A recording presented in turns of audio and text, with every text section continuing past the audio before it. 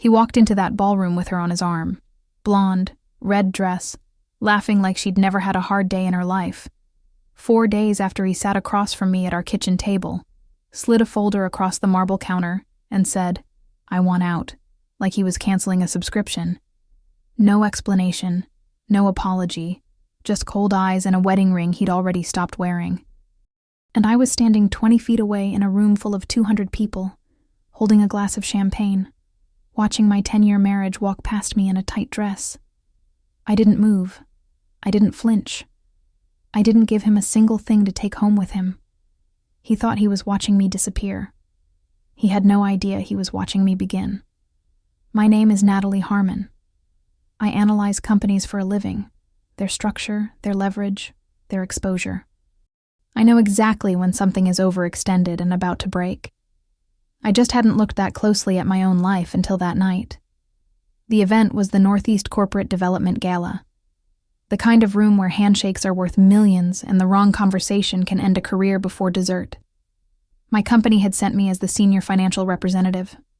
Black dress, hair up, heels I could walk in for 6 hours if I had to. I had prepared for this for 3 weeks. I arrived 40 minutes early. That was my habit. Scope the room before it fills. Know the exits. Know the table layout. Know who sits next to who and what that means. The ballroom was in the Langham Hotel in Midtown Manhattan. Floor-to-ceiling windows, crystal chandeliers, white orchids on every table. The kind of place that made people feel important just by walking through the door. I remember standing at the entrance and thinking, Marcus would have loved this room. I pushed the thought away before it could land. A colleague handed me a drink. We talked about the agenda, the keynote speaker, a potential merger being whispered about in the second row. Normal, professional, safe.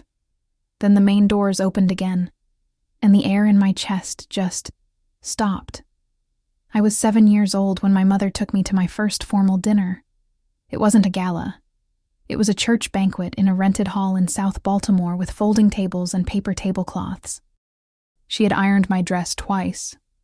She said, "Natalie, when you walk into a room, you walk in like you belong there. Even if every single person in that room is trying to make you feel like you don't." I never forgot that.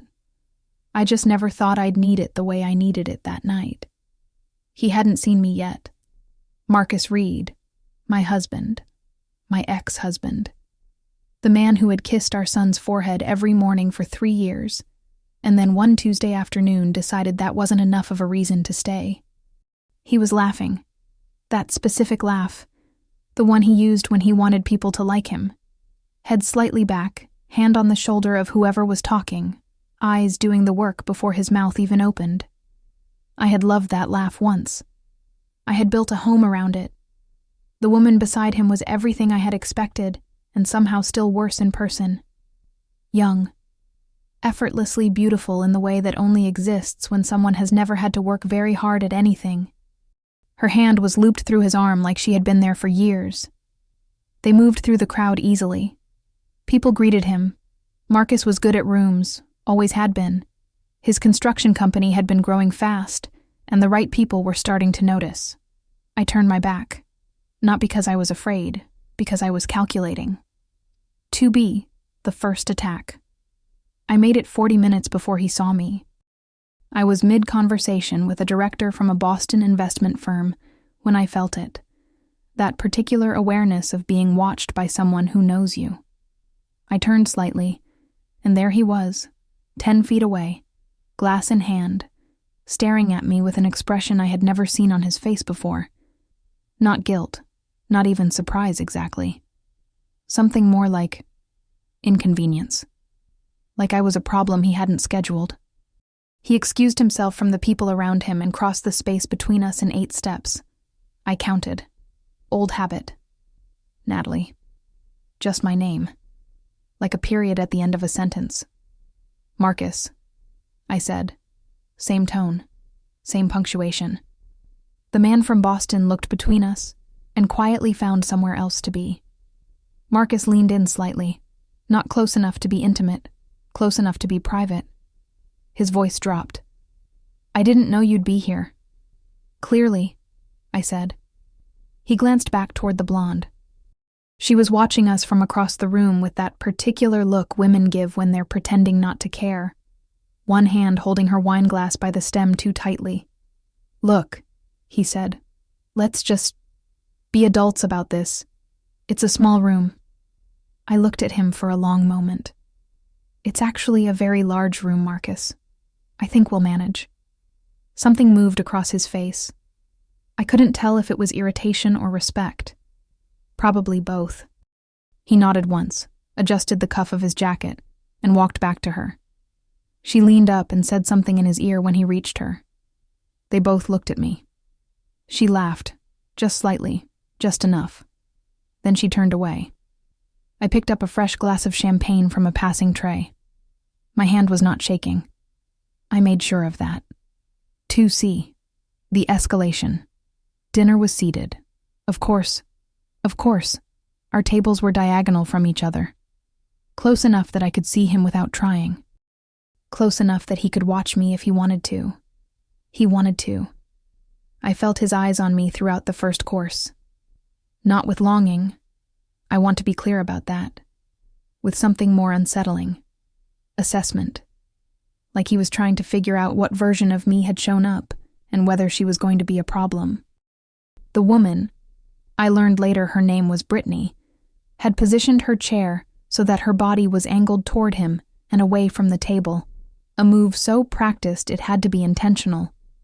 Every few minutes she would touch his arm, his hand, his jaw once, briefly, with 2 fingers, in the way people do when they want someone across the room to see it. I ate my salmon and talked about fourth quarter infrastructure projections. Then came the moment that shifted everything. The man to my left, silver-haired, sharp suit, easy confidence, had been engaging me in conversation since we sat down. Smart. Genuinely curious. We had been talking about market consolidation in the construction sector, of all things, and he had laughed at something I said with real appreciation, not the polished kind. His name was William Grayson. He had kind eyes, and the kind of stillness that comes from a person who has nothing left to prove. I didn't know who he was yet. Neither did Marcus, until William leaned over to refill my water glass himself, laughed again at something I said, and put his hand briefly over mine on the table, in the easy, warm way of someone who has known comfort long enough to share it freely. I saw Marcus's jaw tighten from 20 feet away. I did not smile, but I did continue the conversation. 2D, maximum humiliation. It happened between the main course and dessert. Marcus stood up. I noticed because I always noticed when Marcus moved through a room.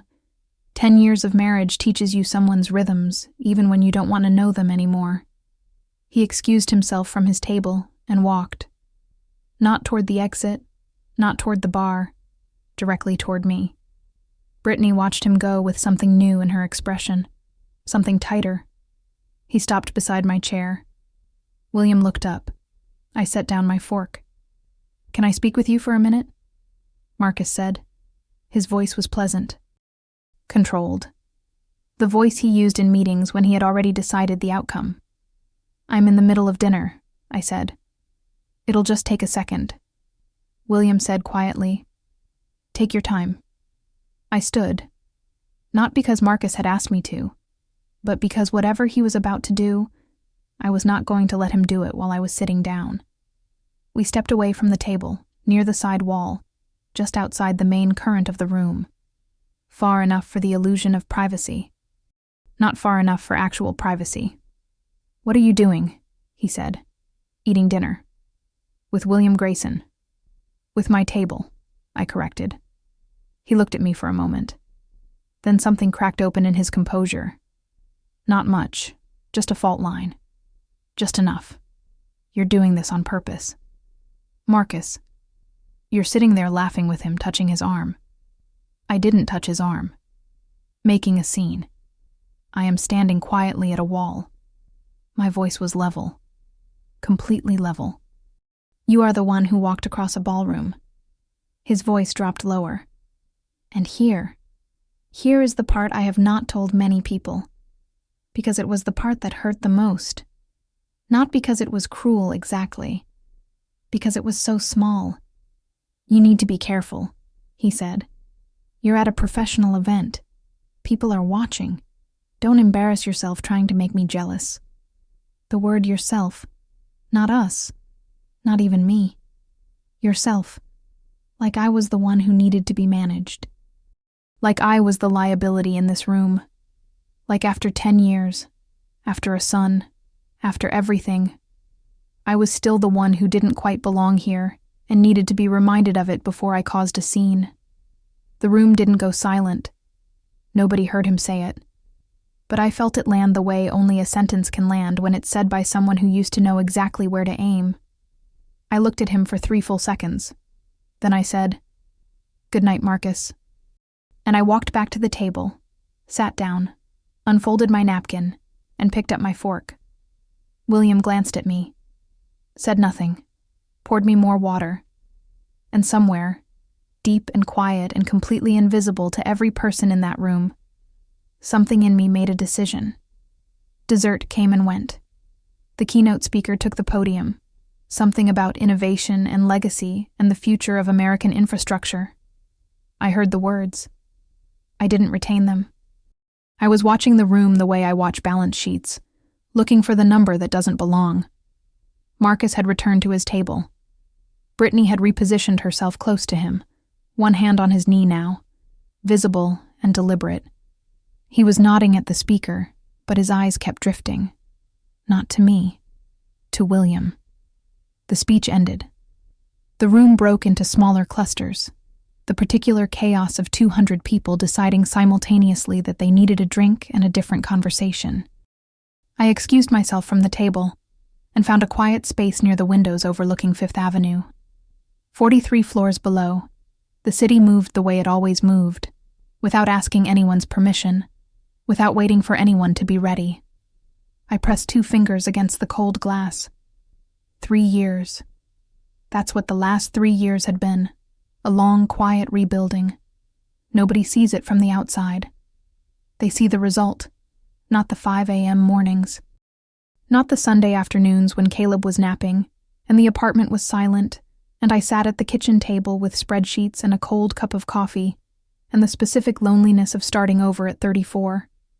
Not the nights I checked my phone, and there was nothing from Marcus. No, how is he doing? No, can I take him this weekend? Just absence. Clean and total. The way only someone who has fully moved on can manage. Caleb had stopped asking about him around month 8.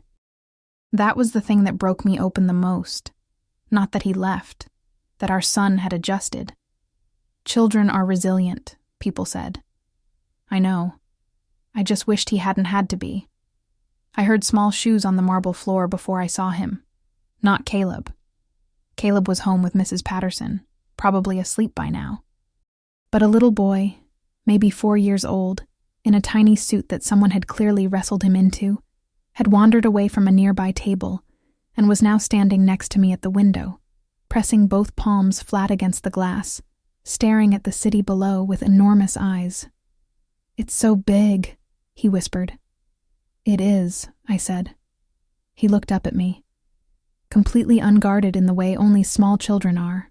No performance, no agenda, no calculation. "Are you important?" he asked. I blinked. "Why do you ask that?" He shrugged with the full sincerity of a 4-year-old. "Because you're standing by yourself, and everybody else is talking. My dad says the important people always stand a little bit away." I looked at this child for a moment. Then, for the first time that entire evening, I laughed. Real. Unguarded. The kind that comes from somewhere below the chest. "I'm working on it," I told him. His mother arrived 30 seconds later, flustered and apologetic, scooping him up with one arm. He waved at me over her shoulder as she carried him away. I turned back to the window. Working on it. That was when William appeared beside me. He didn't announce himself. Didn't perform the entrance. He simply stood next to me the way people stand next to each other when they've decided a conversation is worth continuing. For a moment, Neither of us spoke. The city below kept moving. "I want to apologize," he said finally, "for whatever made tonight more complicated than it needed to be." "You didn't make it complicated." "No," he said. "But I watched someone try to, and I didn't say anything at the time." He paused. "I should have." I turned to look at him. He was looking at the window, not at me. His profile was calm, unhurried. "It wouldn't have helped," I said. "Maybe not, but it would have been the right thing to do." There was something disarming about the simplicity of that. No attempt to be impressive. No positioning. Just a person saying, "I saw something unfair, and I should have named it." I looked back at the window. "Can I ask you something?" I said. "Of course." "That man, Marcus Reed, do you know him?" A pause, brief but real. "I know of him," William said carefully. "His firm has been making moves in the mid-Atlantic market. Aggressive acquisition strategy, some interesting partnerships." Another pause. "Why?" I considered how to answer that for a moment. "He used to be my husband," I said. William was quiet. "And his company," I continued, keeping my voice even, watching the city below, "is currently in the process of bidding on the Hargrove infrastructure contract." William turned to look at me now. Slowly. "The Hargrove contract," he repeated. $47 million, 18-month build, the largest private construction contract on the East Coast this year. A long beat. "Natalie," he said, "who exactly do you work for?" I picked up my champagne glass from the windowsill where I'd set it. "I don't work for anyone anymore," I said. "As of 8 months ago, I run Hargrove." The silence that followed was not uncomfortable. It was the specific silence of someone recalibrating. "You're the new president," he said. "I am." Another pause. Then, quietly, "He doesn't know." "He knows the new president of his biggest competitor is attending this event," I said. "He does not know it's me." William looked at me for a long moment. Then something shifted at the corner of his mouth. Not a smile, exactly. More like recognition. The look of a person who has just understood something completely. "He came tonight to make contact," William said slowly. "To get in front of the decision maker. To have a conversation before the bid closes. That would be my assumption. And his partner, his business partner, was supposed to facilitate the introduction." I turned to face him fully now. "His partner," I said. William straightened slightly. "Natalie, I'm his silent partner. I came tonight specifically to introduce Marcus Reed to the new Hargrove president." He paused. "I had no idea that was you." The chandelier light caught the edge of my glass. Somewhere behind us, 200 people were networking, laughing, building things. And in the reflection of the window, 43 floors above the city that had watched me rebuild myself from the foundation up, I could see Marcus Reed across the room, moving through the crowd now, with the easy confidence of a man who believed tonight was finally going his way. He was heading toward William. He was about to ask to be introduced. I set my glass down gently on the windowsill. "William," I said, "introduce me exactly as you would have introduced anyone else in my position. Nothing more, nothing less." He understood immediately. "Of course," he said. And we turned, together, unhurried, to face the room. Marcus moved through the room the way he always moved when he wanted something. Purposeful without looking desperate, social without looking distracted. Stopping to shake hands, laughing at the right moments, keeping his destination casual and his eye contact deliberate. He hadn't spotted me yet. He was looking for William. I watched him navigate 2 conversations and 1 handshake before his eyes found the window. Found William. And then, a half-second later, found me standing beside him. He stopped walking. Not dramatically. Not the way it happens in movies where everything slows and the music swells. Just a small, almost imperceptible interruption in his stride. One step that didn't quite complete itself, a recalibration so brief that nobody else in that room would have noticed it. I noticed it. 10 years teaches you someone's pauses. He recovered immediately, finished the step, smiled, kept moving toward us with his glass held loosely and his shoulders easy, the performance so practiced it was almost perfect. Almost. Brittany was at his side now. She had materialized from somewhere to his left. I hadn't seen her cross the room. And she moved with him the way people move when they're trying to look natural and aren't quite pulling it off. Her eyes went to me once, quickly, then away. "William," Marcus said, extending his hand. Warm, genuine seeming. "I've been looking forward to this all evening." "Marcus." William shook his hand. "Glad you made it." A half-beat. In that half-beat, I watched Marcus decide something. I could see it move across his face like weather. He had two choices, and he chose the one that revealed more about him than he intended.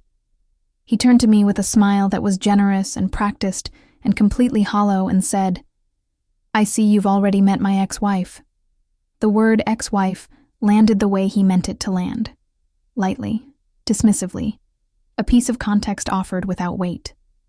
The social equivalent of, "She's no one you need to take seriously." Brittany's chin lifted slightly. Satisfied. I said nothing. William said nothing. The silence lasted exactly long enough to become a different kind of sentence. Marcus's smile held, but his eyes moved between us once, quickly, and something in them sharpened. "William," he continued smoothly, "I was hoping you might make the introduction tonight. I understand the new Hargrove president is here, and I'd love the chance to—" "Marcus," William said. Simple. Level. The voice of a man who had closed 1,000 rooms. "You've already met her." Layer 2. The truth begins to leak. The people closest to us heard it first. A woman in navy to my left.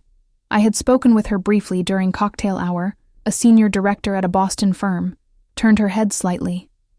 Not obviously. The small, instinctive movement of someone who has caught something in their peripheral hearing and is deciding whether to pay attention. The man beside her leaned 1 degree closer. Marcus hadn't moved.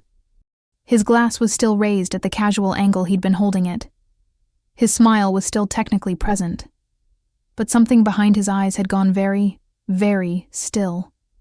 The particular stillness of a person whose brain is running fast in a direction their face hasn't caught up to yet. "I'm sorry?" he said. Not loud. Quiet, actually. Quieter than his normal register. William gestured toward me with the ease of someone completing a task he'd prepared for. "Natalie Harmon, President and CEO of Hargrove Construction Group, as of 8 months ago." A pause. "I believe you two have history." The woman in navy had fully stopped pretending not to listen. 2 men at the adjacent table. I would learn later that one of them ran the largest commercial real estate portfolio in Connecticut, turned toward us with the unhurried attention of people who had just realized this conversation was worth more than the one they'd been having. Brittany's hand, still on Marcus's arm, had gone slightly rigid. She looked at me, and I watched the moment she understood. Not fully, not yet, but enough. The way her expression moved from dismissal to recalculation, from his ex-wife to the woman who controls the contract. The two images trying to resolve themselves into one person, and not quite managing it. Marcus set his glass down on a nearby table. Slowly. "You're," he started. "Natalie Harmon," I said. "We've met." Layer 3. He discovers there is a specific kind of silence that precedes a person fully understanding something they cannot undo. I have heard it in boardrooms. I have heard it across negotiating tables. I have heard it in kitchens at 10 in the morning when someone slides a folder across marble and says, "I want out," and the other person realizes the world has just permanently changed shape. I heard it now. Marcus Reed, who had built a company from nothing, who was smart and capable and relentless, who knew how to read a room better than almost anyone I had ever met, looked at me across 18 inches of polished hotel floor and understood every single thing at once. Not just that I was the Hargrove president. All of it. The 10 years. The morning he left. The folder on the counter. The gala 3 years ago, where he'd walked in with Brittany and I had stood against a pillar and kept my face completely still. The 3 years after. The silence. The rebuilding. The 5 a.m. mornings and the cold coffee and the spreadsheets and Caleb adjusting. All of it arriving simultaneously. The way debt arrives. Not as a surprise, but as an accounting. His jaw tightened once. I saw the muscles move. His eyes didn't leave my face. And then, and I want to be precise about this because it mattered, his expression did not become apologetic. It did not soften. What it became, briefly and unmistakably, was something I had not expected. Ashamed. Not of losing the contract. Of the ex-wife. Of those 2 words, and the weight he had put behind them, and the audience that had heard them, and what they now understood those words to mean. That he had looked at the most significant professional relationship in the room and introduced her as something to be diminished. Brittany's hand slid off his arm. He didn't notice. The man from Connecticut, his name I would later learn was Daniel Marsh, stepped forward. Not intrusively. With the measured confidence of someone accustomed to moving conversations forward. "Ms. Harmon," he said, extending his hand. "Daniel Marsh, I've been hoping to get 5 minutes with you all evening. We have 3 projects in pre-development that I think would be worth your time." I shook his hand. "I'd like that," I said. The woman in navy introduced herself next, then the man beside her. Within 90 seconds, without any orchestration on my part, a small current had shifted in that room, subtle and irresistible, the way tides shift. And I was at the center of it. Marcus was still standing there. He had become, in the space of 2 minutes, peripheral. Layer 4, the consequences fall. I gave Daniel Marsh 7 minutes of genuine conversation. He was sharp, direct, and refreshingly uninterested in performance. We exchanged cards. He said he'd have his office reach out Monday morning. I said I'd make sure they got through. When I turned back, William was speaking quietly with 2 other men I recognized from the Hargrove bid process, people Marcus needed in his corner. People who were now, visibly, in mine. Marcus had not left. He was standing slightly apart from his table, Brittany beside him now, but no longer touching him, both of them wearing the particular expression of people trying to decide whether staying or leaving would look worse. Staying was losing. Leaving was also losing. He chose to stay. He always had more pride than strategy. I was deep in conversation with Daniel when I heard it. Not loudly, not dramatically, but clearly enough. One of the men speaking with William said Marcus's company name. And then, the bid timeline. And then, probably worth reconsidering the shortlist. The Hargrove contract. $47 million, 18 months of work. Everything Marcus had been building toward. I did not look over. I kept my full attention on Daniel Marsh and what he was saying about pre-development timelines in Hartford and Providence. I was completely present. Completely professional. But I heard it. And Marcus, from across the room, heard it too. I knew because when I glanced over, once briefly, the natural glance of someone checking the room, his eyes were already on me. Not with anger. Not anymore. With the specific, quiet devastation of a man who has finally understood the full geometry of what he lost. Not tonight. Not in this ballroom. But 3 years ago, at a kitchen table on a Tuesday morning, when he slid a folder across marble and walked away from the most capable person he had ever known. Brittany said something to him. He didn't respond. She said it again. He turned to look at her, and something in his face made her go quiet. William appeared at my side as Daniel Marsh excused himself. "The Hargrove bid committee is meeting Thursday," William said quietly. "I'll need to recuse myself from the Reed construction evaluation. Conflict of interest, given the partnership." "I understand," I said. "The committee will make its own decision. They always do." A pause. For what it's worth, William said, the committee responds very well to integrity, in a bid and in a room. I looked at him. Tonight was not a strategy, I said. I didn't come here to take anything from him. I know that, he said simply. I came here to do my job. And you did it, he said, exceptionally. Across the room, Marcus Reed was putting on his jacket. He had made the decision. Leaving was better. Brittany was gathering her clutch. Neither of them was speaking. He paused once at the edge of the room, turned, and for just a moment, one moment, in a ballroom full of people who were laughing and drinking and building things, we looked directly at each other across the distance. I did not look away.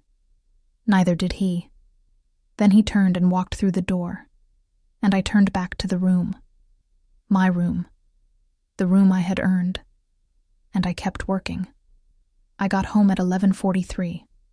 Mrs. Patterson was asleep on the couch with the television on low, a nature documentary, something about the Pacific Ocean. I turned it off, covered her with the blanket from the arm of the chair, and walked down the hall. Caleb's door was open the way he always left it. A habit since he was 18 months old. He didn't like full darkness. Never had. There was a small dinosaur nightlight plugged into the wall beside his dresser, casting everything in the faintest orange glow. I stood in the doorway for a long moment. He was on his back, one arm thrown above his head, mouth slightly open. His hair needed cutting. He had my nose and his father's jawline, and his own particular expression of total, uncomplicated peace. 6 years old. He had been 3 when Marcus left. He had learned to ride a bike without training wheels in the parking lot of our building on a Saturday morning, while I held the back of the seat, and then, without him noticing, let go. He had started first grade in September, and come home the first day with paint on his shirt, and a drawing of what he told me was a spaceship but looked like a sweet potato. He had done all of that without his father watching, and I had been there for every single second of it. I walked to his bed and sat on the edge carefully, the way you sit when you don't want to wake someone. I pushed the hair back from his forehead once. He shifted slightly, made a small sound, and settled back into sleep. "We're okay," I whispered. To him or to myself, I wasn't entirely sure. Maybe both. Thursday. The Hargrove Bid Committee met at 9 a.m. in the 14th floor conference room. 7 people around a table, coffee going cold in paper cups, spreadsheets, site assessments, financial projections, 3 years of due diligence distilled into a 3-hour conversation. I was not in the room. That was the structure we had built. The president sets the criteria. The committee makes the selection. The process remains clean. I had learned early that the most dangerous thing a leader can do is be in every room. The second most dangerous thing is needing to be.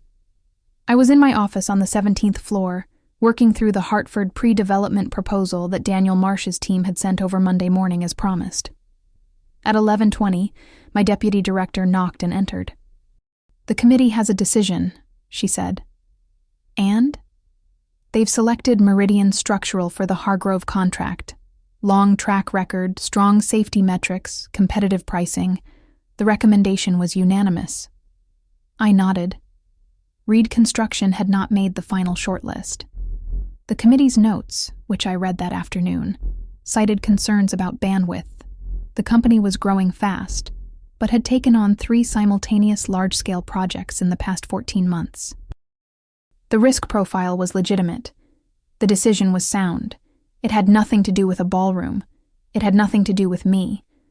The process had simply worked the way a clean process works, without favor and without malice, evaluating only what was in front of it. I signed the approval documentation at 2:15 and sent it to legal.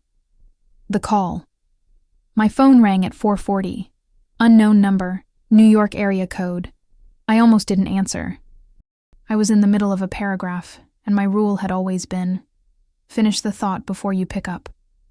I finished the thought. I picked up. "Natalie."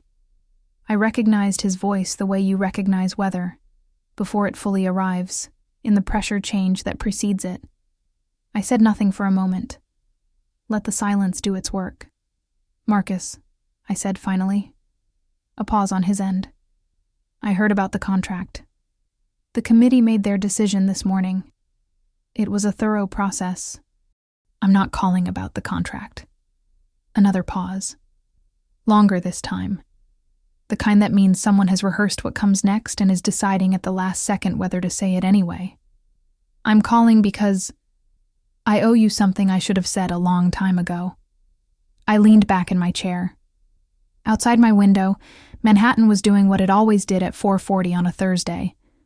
Moving forward, indifferent and magnificent, requiring nothing from anyone except their full attention. I'm listening, I said. I handled everything badly. His voice was level. No performance in it. That was what I noticed first. Just a man saying something true in the specific, tired way of someone who has been carrying it long enough to be relieved to put it down. The way I left. The way I disappeared afterward. From Caleb. A beat. That's not something I can fix with a phone call, and I know that.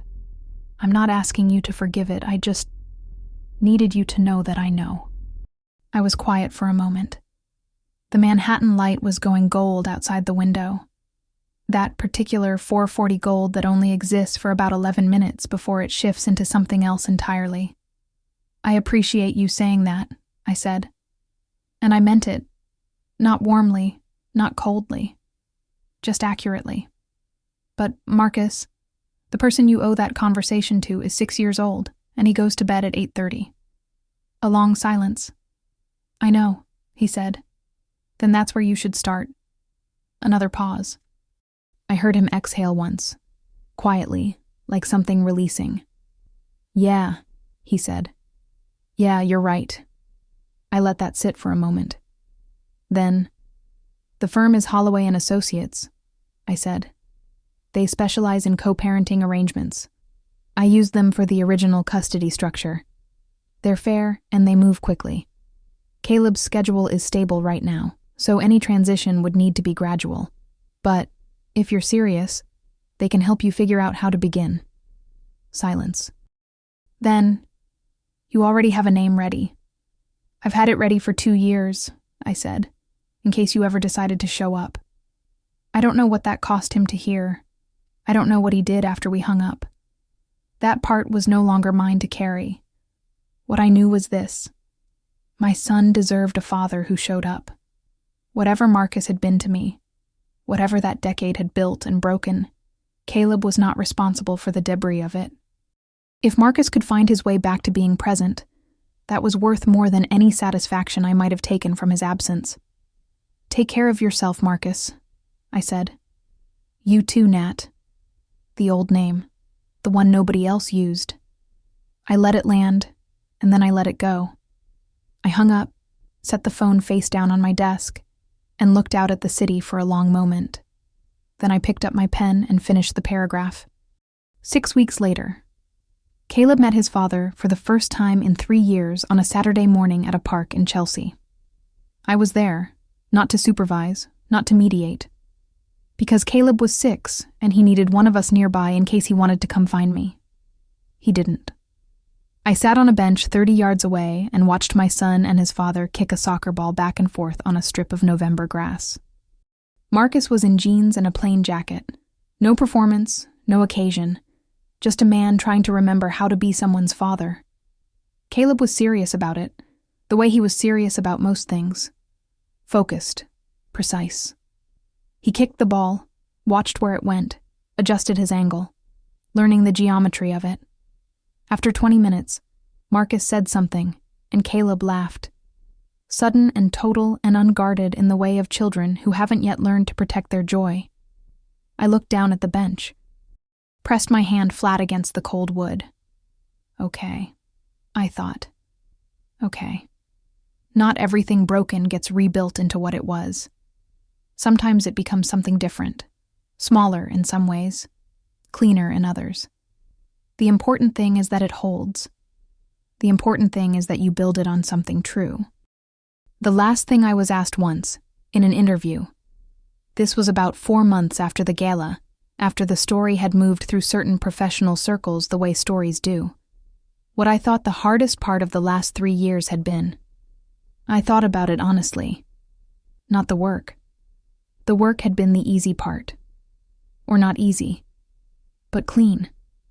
You put in what you have, and you see what comes back. The math of effort is reliable. Not the loneliness, exactly. Loneliness can be managed. You build a life around it until it takes up less space. The hardest part, I said, was learning that I didn't have to become someone else to deserve better. I just had to keep going long enough to find out who I already was. The interviewer nodded and wrote something down. Outside the window of that conference room, a different building, a different floor, the same Manhattan light. The city moved the same way it always moved. Forward. Without asking. Without waiting. I had learned to move like that. Not away from what had hurt. Toward what I was building. One day at a time. One decision at a time. One cold cup of coffee and one Sunday morning spreadsheet and one small pair of shoes by the front door at a time. My name is Natalie Harmon. I am the president of the largest construction company in the United States. I have a son who laughs with his whole body and takes soccer very seriously. And I have never, not once, not even in the worst of it, let anyone else write the ending of my story. If this story touched something in you, drop a comment and tell me what you felt. If you know someone who rebuilt themselves quietly, with no audience and no applause, share this with them. They'll know why. Subscribe and hit the bell. Next week, another story, another woman, another room that underestimated her. See you then. Phiam.